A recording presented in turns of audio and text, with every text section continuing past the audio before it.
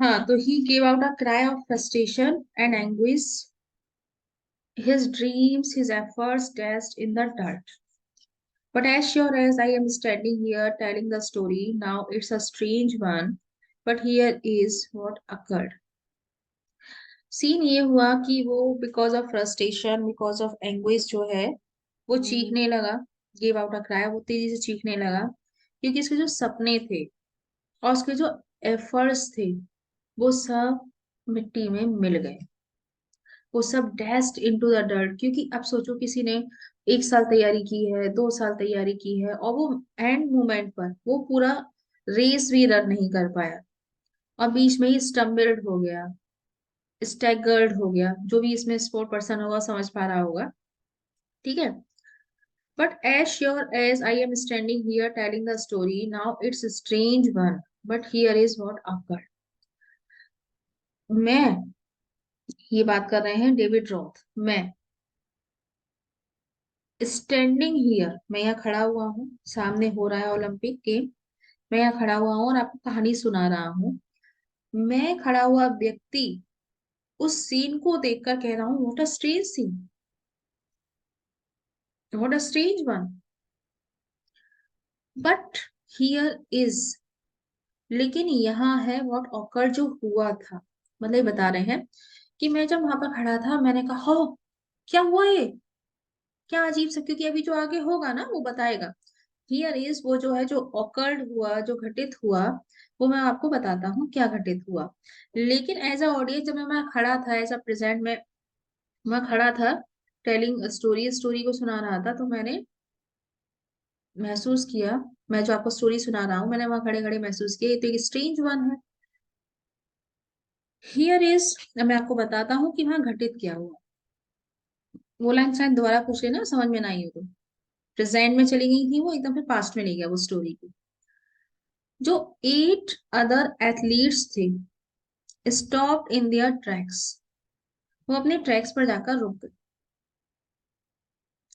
The ones who had train for so long to compete, ones मतलब ये जितने भी एथलीट्स थे, इनको ट्रेंड किया गया था फॉर सो लॉन्ग, बहुत लंबे समय तक, कि इन्हें compete करना है ना। आप लोगों को जब स्पोर्ट्स में डाला जाता है, तो आपसे कहा जाता है कि आपको उससे आगे निकलना है रेस में, यही तो सिखाया जाता है, compete करना है, आगे निकलना है। इनको compete करना सिखाया गया था। लेकिन आप सोचिए कर क्या रहे हैं, one by one they turn round, एक एक करके वो मुड़ने लगे, and came back to help him, और उसकी हेल्प करने लौट कर आए, and lifted the lad to his feet, और उस लैड को, वो जो पर्सन था, उसको खड़ा किया, उसको खड़ा किया। Then all 9 runners joined hands, scene देखिए क्या है, जो 9 रनर्स हैं सबने एक दूसरे के हाथ पकड़ लिए। मतलब उसमें से कोई भी ऐसा नहीं था कि चलो मैं भाग जाता हूँ, मैं फर्स्ट आ जाऊंगा। सबने एक दूसरे के हाथ पकड़ लिए, and continue the 100 metres reduce to a walk, और 100 मीटर की रेस को एक वॉक में कन्वर्ट कर दिया। ठीक है, वो रेस नहीं रही है, वो एक वॉक में कन्वर्ट हो गई। And the banner above that said Special Olympics could not have been nearer the mark. और आप सोचिए, सीन देखिए, 9 एथलीट्स खड़े हुए हैं, ये फिजिकली हैंडीकैप्ड हैं। फिजिकली हैंडीकैप्ड होने के बावजूद भी इन्होंने रेस को जीतने पर फोकस न करके बैक आए, बैक आके एक दूसरे के हाथ को पकड़ा, रेस को वॉक में कन्वर्ट कर दिया। ये सीन आप देखिए, इस 9 एथलीट के ऊपर एक बैनर है, और उस बैनर पे लिखा हुआ है स्पेशल ओलंपिक, स्पेशल ओलंपिक्स। अगर आप फिजिकल हैंडीकैप वाली बात हटा दें, उनको स्पेशल बोला जाता है, उनको हटा दें, तो इन लोगों ने जो किया वो एक स्पेशल काम किया ना, ये एक स्पेशल ओलंपिक हुआ ना। आपने जो वहां जाकर देखा, मान लीजिए वहां पर दर्शक हैं, तो आप कहेंगे ये स्पेशल ओलंपिक था, स्पेशल था इसमें। क्योंकि वो वॉक में कन्वर्ट हो गया। लेकिन ये स्पेशल ओलंपिक्स जो बैनर पर लिखा हुआ है, ये दो शब्द भी could not have be near the mark, mark के नियरर नहीं हो सके। मार्क का मतलब जो एक्शन आप देख रहे हैं, मार्क को लिखो एक्शन, जो एक्शन आप देख रहे हैं उस एक्शन के नजदीक भी नहीं आ सके ये दो वर्ड्स। मतलब जो उन्होंने किया उसको आप शब्दों में बयान नहीं कर सकते। स्पेशल ओलंपिक जो वर्ड्स हैं वो भी इसको बयान नहीं कर सकते। That's how the race ended. इस तरह से रेस एंड हुई with 9 gold medals. 9 gold medals मिले सबको, एक एक को एक एक gold medal. They came to the finish line. वो सब लोग फिनिश लाइन तक आए। होल्डिंग हैंड्स स्टिल, एक दूसरे का हाथ पकड़े हुए थे। एंड द बैनर एबव, और उनके ऊपर एक बैनर था। एंड 9 स्माइलिंग फेसेस, और 9 मुस्कुराते हुए चेहरे। Sad more than these words ever will, उनके मुस्कुराते हुए चेहरे कुछ ज्यादा ही कह गए, जो शायद ही ये स्पेशल ओलंपिक जो लिखा हुआ है, या शायद ही जो मेरे वर्ड्स कह पाएंगे। उनके मुस्कुराते हुए चेहरे कुछ ज्यादा ही कह गए, मेरे शब्द उसको बयान नहीं कर पाएंगे। उनके मुस्कुराते हुए चेहरे कुछ ज्यादा ही कह गए, जिसको दीज वर्ड्स, ये जो मैंने लाइंस लिखी हैं, वो शायद ही इसको एक्सप्लेन कर पाएंगे। ठीक है, आप पूछो कहीं प्रॉब्लम हो रहा हो।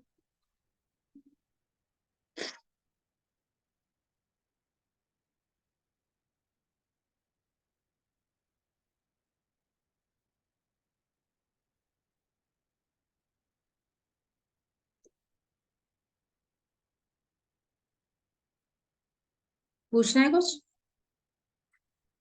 हाँ, इससे रिलेटेड।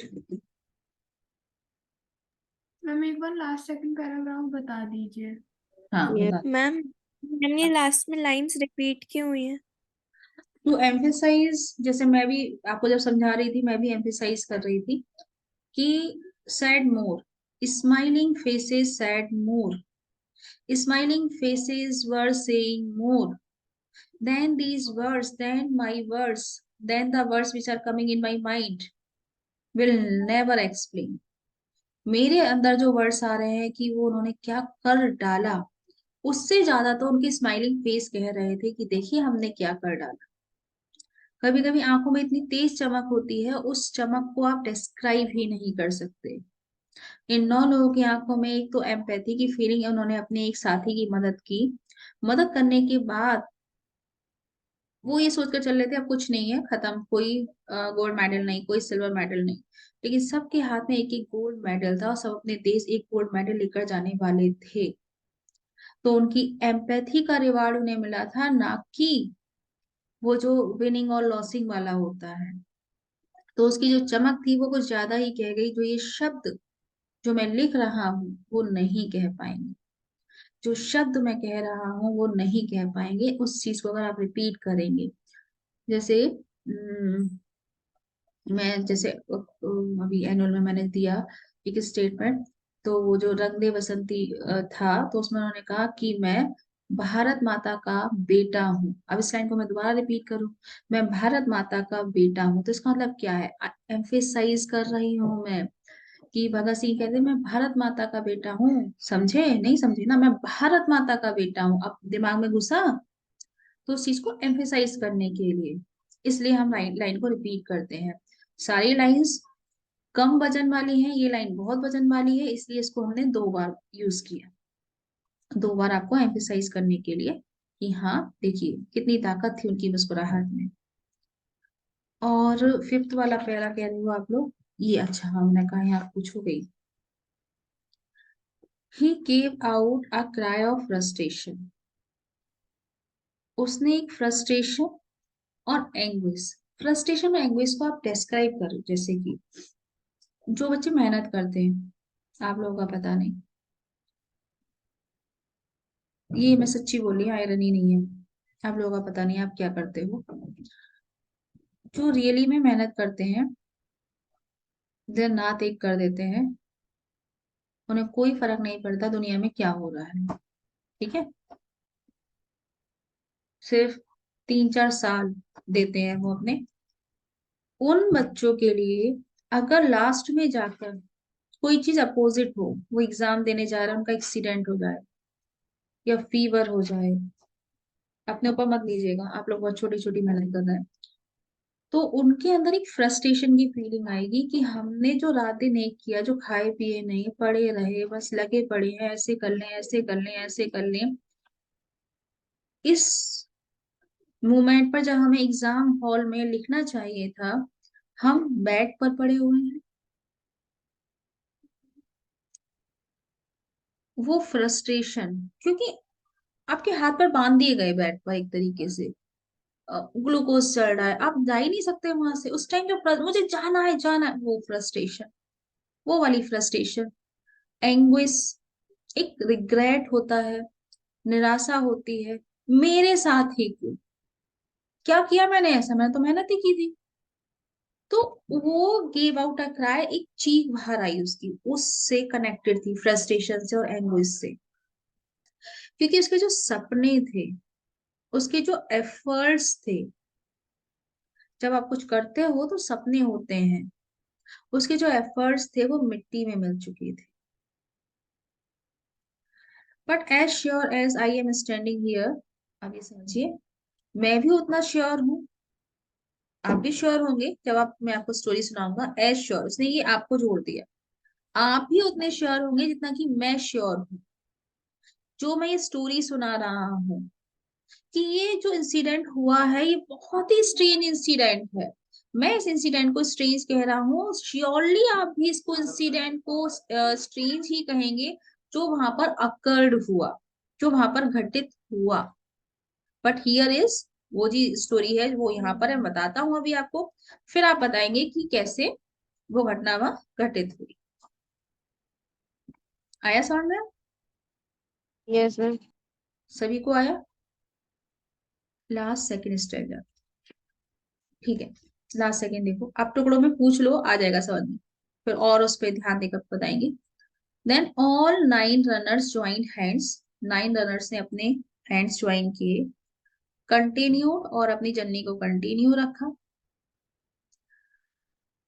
तब 100 मीटर्स, जो 100 मीटर की रेस थी, वो एक वॉक में रिड्यूस हो गई। ठीक है, जो 100 मीटर की रेस थी वो एक वॉक में कन्वर्ट हो गई। और जो बैनर, मैंने बोला, मैं पिक दे भेजती हूँ उसका, पिक से समझाती हूँ आप लोगों को। 9 एथलीट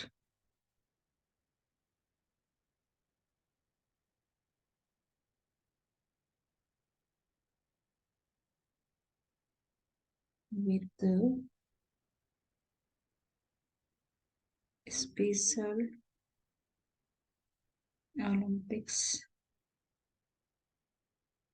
पिक।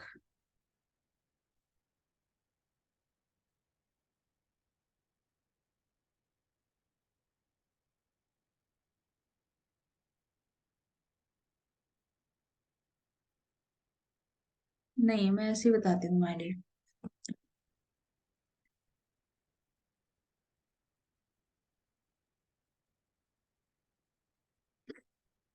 देख लीजिए, इस टाइप से 5, 6, 7, 8, 9, ये एथलीट हैं, फिजिकली हैंडीकैप्ड हैं, और यहाँ ये अपने हाथ में एक झंडा सा, ये बैनर है, ये बैनर है, ठीक है, बैनर ऊपर ही होगा ना, यहाँ पर आकर ये खड़े हुए अपनी वॉक कंप्लीट करने के बाद, यहाँ बैनर पर लिखा हुआ है स्पेशल ओलंपिक्स। ठीक, अब ये सोचिए, जो नीचे आपने सब देखे, इन लोगों ने क्या किया, एक दूसरे के हाथ पकड़ के वॉक में कन्वर्ट कर दिया, ऊपर क्या लिखा हुआ है, स्पेशल ओलंपिक्स। तो अब आप क्या कहेंगे, ये जो ओलंपिक था स्पेशल था ना? वर्तिका ने पूछा, नहीं, ये ओलंपिक स्पेशल था ना वर्तिका, वो हैंडीकैप वाली बात हटा देना, स्पेशल था ना? यस और नो? Yes ma'am. क्यों था स्पेशल? मैम क्योंकि सबने भागना छोड़ के एक साथ हाथ पकड़ के चल रहे थे इसलिए। ठीक है। अब ये जो तुम स्पेशल कह रही हो ना, ये स्पेशल ओलंपिक्स, ये जो दो शब्द हैं, ये भी इनकी इस एक्शन को डिफाइन नहीं कर सकते थे जो एक्शन इन्होंने किया था। जैसे नीचे पोइट कह रहा है ना कि मेरे ये शब्द, मैं जो पोइट्री लिख रहा हूँ, ये भी उनकी मुस्कुराहट को डिफाइन नहीं कर सकती, ठीक वैसे ही इन्होंने ये जो एक्ट किया, जो मार्क क्रिएट किया, इस मार्क को ये ऊपर लिखा हुआ स्पेशल ओलंपिक भी डिफाइन नहीं कर सकता। जैसे कि मैंने यहाँ लिख दिया स्पेशल ओलंपिक्स। तो ये स्पेशल ओलंपिक्स देखकर जाओ, अच्छा स्पेशल हो रहा है, वो स्पेशल हो गया, स्पेशल से भी ज्यादा स्पेशल कर दिया इन लोगों ने। समझ रहे हो? स्पेशल से भी ज्यादा स्पेशल। हुआ clear? Yes yes ma'am. Ma'am. हम्म।